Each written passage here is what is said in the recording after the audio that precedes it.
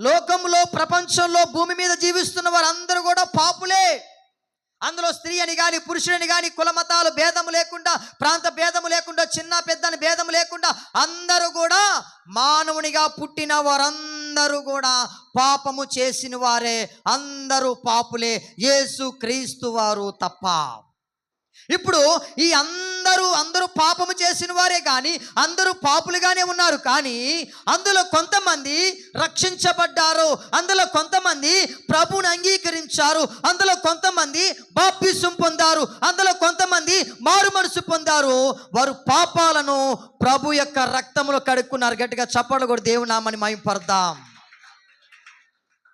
వారు ఏమిటి, ఎవరైతే బాప్తిసం పొందారో, ఎవరైతే క్రీస్తుని అంగీకరించారో, ఎవరైతే మారు మనసు పొందారో, ఎవరైతే ప్రేర మందిరానికి వస్తూ, సహవాసానికి వస్తూ, ప్రార్థన చేస్తూ వాక్యాన్ని వారు ఏమిటి ధ్యానిస్తూ ఉన్నారో, వారందరూ కూడా రక్షణ మార్గంలోనికి వచ్చారు.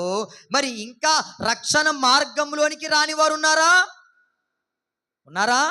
ఉన్నారు. లేరు అనడానికి లేదు.